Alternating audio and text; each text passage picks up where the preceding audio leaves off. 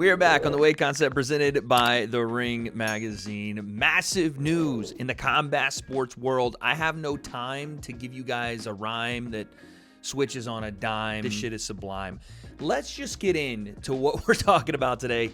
The UFC breaking news. Turki Al-Sheikh breaking news. It was going to already be a good summer of fighting, but now it just got even better. What do I mean? The breakdown. Let's go. All right, so let's just go in chronological order. Number one, Turki Al-Sheikh, as of earlier today, told Mike Coppinger he was going to make Canelo Crawford on Saturday, September 13th, not September 12th, like it was originally planned, which does make sense. Friday night fights for that magnitude of a fight when people are getting off work and everything else may not be the best option. But a Saturday night fight does make a ton of sense, and that their location is still pending. We all thought this was going to be Allegiant Stadium in Vegas, and I'm pretty sure that was even announced somewhere, but now location TBD. And this is the same night that UFC Noche goes down. So if I am correct in what I'm thinking here, Dana White, who is promoting obviously the UFC events, because that's what Dana White does, he's also now going to be promoting the Terrence Crawford Canelo Alvarez event. At least that's what was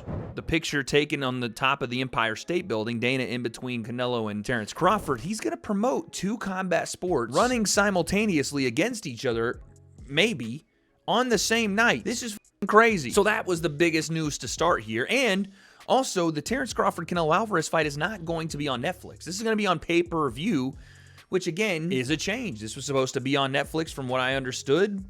Now it's not. Some changes coming here. Again, think of them what you will. I'm just here to tell you guys exactly what's going down. So that's the big thing to start. Changes coming for Terrence Crawford and Canelo Alvarez. But then Uncle Dana said, we're not finished yet. Because then he dropped an absolute nuke of an announcement. Well, multiple announcements. Later on today, he dropped what we all assumed was happening, but now it's official. Ilia Topuria taking on Charles Oliveira, but here's a twist. UFC 317 International Fight Week.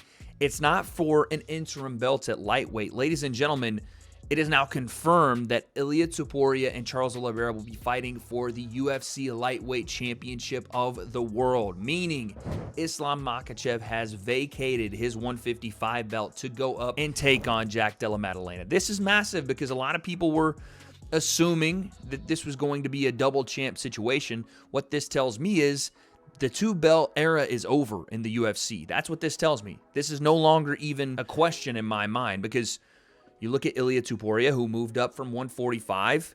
They wouldn't let him keep the belt and simultaneously challenge for the 155 belt. Now, Islam, who has at 155 cleaned out the top five, has every reason to, under the old rules of the two-belt system, you can go and challenge for that second belt, get your picture made with both the gold on shoulders, neither of which I have. You guys know this, Mr. No Shoulder. That used to be the rule. Turns out that's not the case anymore. The UFC is going away from that, and I honestly don't mind it. It's been such a thing for fighters to reach for. And we talk about pound for pound, how it meant to be a simultaneous two-division belt holder. It never really meant as much to me, and still doesn't now, as it does to get fun matchups, right? The belts, yes, are important because there is one belt. When you have a guy holding up two different divisions trying to hold on to both belts, it makes things less important and we don't get the fights we want. The two-belt era was fun while it lasted, but now you're not going to get divisions held up. That's a cool part about this. The other cool part about this is we get a ton of announcements for the UFC 317 cards. Let's run through those. The co-main event is for the flyweight title. Pantoja versus Kai Kara France. Banger. Middleweight bout in the co-main, or just the undercard, as most people call it. Costa versus Kopylov. Yes, please. May I have another? Sure, a lightweight bout between Dariush and Moicano. We like that. A flyweight bout between Brandon Royval and Manel Cap. We like that. And Jack Hermanson taking on RoboCop. We like all of that. That is a big-time International Fight Week card. I think those matchups are going to create fireworks for the UFC. Some name value on there as well from the top to the bottom of the card, or at least top to the bottom of the main card. Who knows what'll be on the prelims. That's a banger for the UFC. So they could have just left it there, right? And we're going to get to the other big announcements coming, but we have some talk and some chirping going on as this card was announced, because Ilia Topuria got on Twitter and said, quote, "Charles, my apologies in advance. I'm just fighting for my dreams. It's unfortunate that Makhachev ran away." Ilia's the last guy to say this because Makhachev, unlike Topuria, had defended his belt at 155 multiple times and had beat pretty much everybody in the top five. that could challenge him, and he was starting to have rematches and potential rematches, things like that. It wasn't going to be as interesting as potentially him moving up. The weight was becoming harder for him to make. We get all that. But Ilya also left 45 and gave up his belt when other potential challengers could have arisen there as well, right? Like, do you see somebody like Diego Lopez go, Ilya ran away from me, so I got to fight Volk? You're not seeing Mavzar say, hey, Ilya ran away from me, when Mavzar should have probably had the title shot versus Volk, or the vacant title fight versus Volk. So it's good narrative because Ilya obviously moved up to fight Islam Makhachev and called him out directly. And Makhachev said, nah, I'm going to 170. I would have liked to have seen that fight. I hope that one day we still do get that fight, although I don't think Ilya could get to 170 and still be his peak self, so we'll see.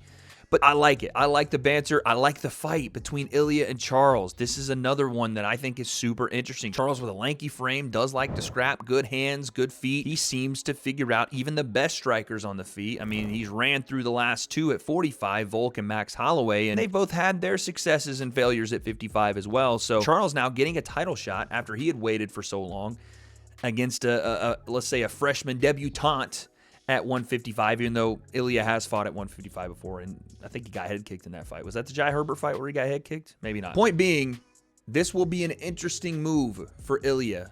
Does his power carry? Does his ability to take shots carry? Because sometimes he does take some punches to get to the points where he can get his head off center and really tag people. And if I'm right about the last fight he had at 155 being the Jai Herbert fight, it's the last fight he got hurt in. Got hit with a nasty head kick and it rocked him. He won the fight, but you get what I'm saying. And on the other side, Charles, been around the UFC for a while now, right? A veteran's veteran. As he gets up there in age and experience, what do we still have there? Obviously, the Islam fight didn't go his way, and there was a time there where Charles looked unbeatable. His striking's great. His grappling is great, especially off his back. But talking about a Georgian grappler in Ilya Tuporia, and they seem to have the answers when it comes to even the Dagestani-style grappling, if you look at Merab and how he grappled Nurmagomedov. So, again, love the matchup. Would have loved Ilya and Islam more for sure, but I love this one. And it means we get Islam going up and taking the Jack Della Maddalena fight. I want to see what Islam looks like at 170. And by the way, this doesn't mean that Islam couldn't come back down. Let's say he goes up and is unsuccessful versus Jack Della Maddalena. Although I don't know about that one. I think it's going to be a banger of a fight. And he's a tough matchup for Jack, and Jack is for him, vice versa. But let's say he doesn't get it done. Who's stopping Islam from coming back and potentially fighting the winner of Ilya Charles again? Right? That can definitely happen. And if you think Ilya is going to win that fight, then we get the Ilya and Islam fight anyway. Point is, I think we all knew this announcement was coming. We didn't know that we were going to get the full kind of card there as well, but that's pretty sick. So 317 gets announced. I think for everybody else, we knew that 318 was Max Holloway, Dustin Poirier, BMF belt on the line, Dustin Poirier's retirement fight. That one sells itself. We love both those fighters. It is a babyface versus babyface matchup. One guy losing is going to hurt people, but it's going to be bittersweet because the guy that wins is going to have a massive W. Dustin on his way out, Max solidifying himself at 155. Either way, it's going to be a banger. But then we got another big boy announcement, ladies and gentlemen, because Dricus du Plessis will take on Khamzat Chimaev for the middleweight title at UFC 319 in Chicago, Illinois, August 16th, baby. This one right here tickles my fancy, not the way my girl does. She's in the bathroom doing her thing.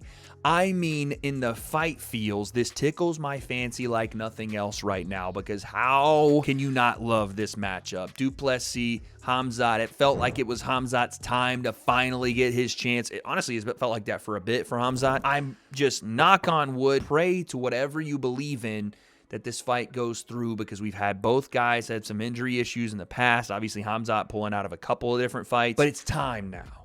This is the fight to make. Khamzat, after the Robert Whittaker splitting of his whole jawline and face structure, Dricus continuing to find ways to employ the best base for MMA, which is just be a spaz and also be a high-level fighter on top of that. Both guys, it feels like in their prime right now. And a lot of people thinking that Khamzat Chimaev is the answer for Dricus's unorthodox grappling to striking to grappling. And we'll see, because Khamzat sometimes gets a little taste of being on the feet and getting in striking battles. The Gilbert Burns fight, and things don't necessarily go his way. If he sticks with the grappling, I think a lot of people are going to say the wolf is coming, right? But regardless, these are the type of fights that made you MMA fans. These are the type of matchups that kept you coming back. And this is what people have been asking for the UFC to do for a very, very long time. Banger of a fight. And that's 3 bangers of fights back to back to back. And then we got one more little tease, and this was all from Dana White's Instagram Live where he announced some of this, but here's another little tease because this is the question everybody's been asking. All this week we've been seeing Jon Jones is out in Thailand doing God knows what. He was on a moped grabbing a guy by the back of his hair and holding on to his waist while he grabbed his hair from behind as they sped off. Make of that what you will, but Dana was on his Instagram Live. Leo, play the video because my computer just died and I can't play it. Here's what Dana had to say about the matchup. Tom Aspinall, I didn't read it. I told you guys already, we'll get Aspinall versus Jones done. Jon Jones versus the heavyweight fight will happen. Just relax. I'll announce that soon. I don't understand it. This was the time for me, and I'm not going to sit here and complain because they did drop a ton of good fights, but this was the time to announce Jon versus Tom Aspinall sometime in the latter part of the year, November time frame, right, is your big fight. Maybe they're holding it, I guess, until the end of the year. They usually stack that last pay-per-view of the year, right, the December/New Year card. They've stacked it for years and years, and they've kind of stopped that over the last couple. Maybe they're getting back to that. Maybe that's what they're holding it for, but it has to be soon. This fight has to happen, I would say, either right before the year ends or before you get into 2026, because what the fuck is Tom Aspinall doing if he's sitting here for the last year plus waiting for Jon Jones? The heavyweight division is more stagnant than my hips when my favorite song comes on and I'm on the dance floor. It just don't happen. I can't continue seeing this kind of thing happening. It's just either strip Jon or make the bout. And Dana is saying, you guys saw the video, that they're working on it, that it's going to happen, that everybody needs to relax. Fans can't relax because there is no confirmation of what the division that you should value most in combat sports, the big boys, the heavyweights, the baddest men on the planet, is even doing. I don't know why that's a hard thing to grasp for everybody there, but it's a simple thing. Either strip Jon or make the fight. And if Jon is playing games and he wants his $30 million, which okay. I think Jon should get his $30 million. They should pay him his $30 million for sure. For this fight, for sure. And honestly, I am not with everybody else, and I know I'm going to get hate for this. I don't think the fight is as one-sided as everybody else thinks. I think Jon has a massive chance to beat Tom Aspinall. I think there's definitely places where Jon has strengths. That it isn't just a one-way traffic. Jon just smokes him in a round. I think people are overlooking who Jon Jones is, even at his older age, as fighters tend to age a little later at heavy. My point in all this is, though, please make that fight. And I'm not trying to take the whole video away because, again, massive announcements. Ilia Topuria, Charles Oliveira for the actual 155 belt in the UFC. The best in the world at 155. I assume at some point, Jack Della Maddalena, Islam Makhachev. That's the reason he moved up, vacated the belt. No more 2-belt era, no more double champ. I'm okay with that. Less held up divisions, more fights we want to see. That's the way I look at it. Middleweight title on the line, August 16th. Dricus du Plessis, Khamzat Chimaev, the fight we want to see. All those things are good fights, and we get at least one fight that we've been begging for, du Plessis and Khamzat Chimaev. The UFC just needs to do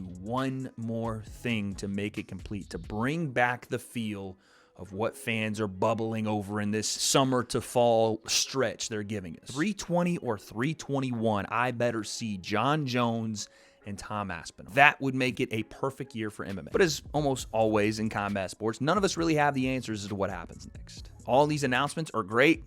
Knock on wood, they all happen.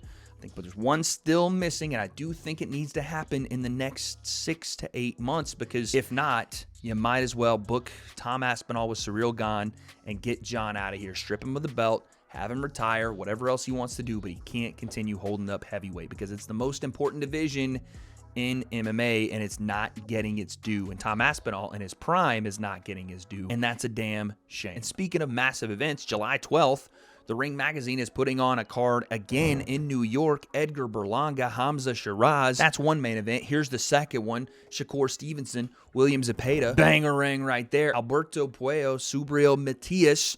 Banger right there. All on the same card. Live from New York. And as you're seeing this video tomorrow, I am going to be holding a press conference, including those two main events. Talking to them, Eddie Hearn, Oscar De La Hoya, and getting their thoughts on their opponents. For Shakur, why Is he going to be able to stop William Zepeda, who brings the fight to everybody, who just beat Tevin Farmer twice to get that WBC interim championship? He's looking to take Shakur's off, and we know the stuff that people say about Shakur. We know that they say he's got hands like paper mache, that he doesn't want to engage, that he's on the back foot slick, and we just saw the Devin Haney Express roll through town, and many people didn't really feel great about that. So how's he going to be different in this fight? He says he's bringing it this time around, and I'm looking forward to it. I'm going to ask him. And in the other main event, you got Edgar Berlanga, fresh off the 12 rounds with Canelo and a knockout victory right after that. We know he's got stone in his hands and he's trying to represent his hometown of New York City and work his way back through the ranks of super middleweight, 168. And his opponent, Hamza Shiraz, is making his debut at 168 after the draw with Carlos Adames over in Riyadh. It was a tough fight for him. A lot of things that I think he even says that he can do differently, and a guy that is known as a big-time puncher in his own right didn't really show that in his last fight. How is he going to be different against Edgar Berlanga? Both guys going to be talking their stuff. You know, Edgar's definitely going to. And I'm going to try to mediate all of it. Again, another massive event in the combat sports world brought to you by The Ring Magazine. And as much as people don't want to talk about it, I'm gonna. Jake Paul, Julio Cesar Chavez Jr., that press conference, I'll probably have a video on that out as well. It's just a hot time to be a combat sports fan right here, right now. If you guys don't believe me, stay tuned because we're gonna cover all of it. As far as what happens, who wins what fights, how it shakes out, who are the belt holders in the UFC after this stretch, who's going to make their way up to super middleweight and potentially challenge the Canelo and Terrence Crawford winner, I don't have those answers. What I do know is you better buckle up because combat sports is about to get white hot if it wasn't already, and you don't want to miss it. Who takes advantage of it, who stakes their claim and makes their name in both the UFC, boxing, and everything in between, I don't have those answers, but guess we'll find out.